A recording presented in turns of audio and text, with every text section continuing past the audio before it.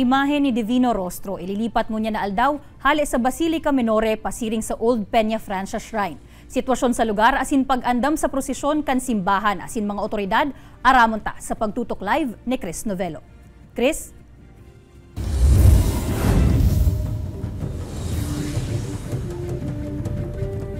Jessica, ano man na oras nga ngunya na hapon piglalao manaan pagabot kan imahe ni El Divino Rostro sa Old Peña Francia Shrine, Naga City, paghali sa Basilica Minore.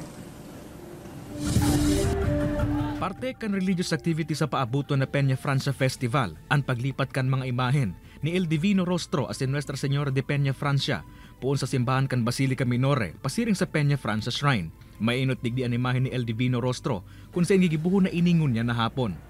It's a sign na the following day, mga po na po kang novenaryo, kang sa tuyang mahal na Divino Rostro.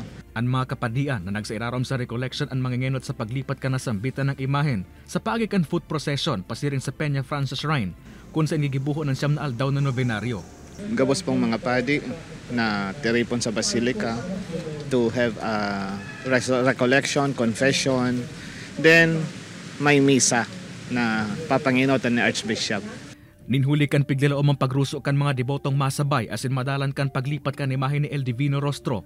Pigsyerto man kan kapulisan na preparado sinda asin nakalatag naman ang seguridad sa mga agihan ng lugar mantaygaman ni mamando sa bulos kan trapiko. We already prepared personnel for deployment, especially ning personnel ta kan Station 3 na ilalatag ta sa sa tinampo to ensure the safety and security of participants for the procession.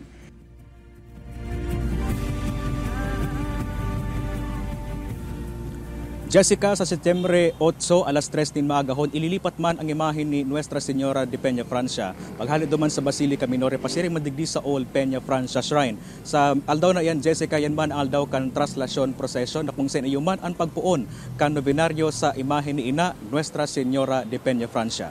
Jessica. Josma Balos, Chris.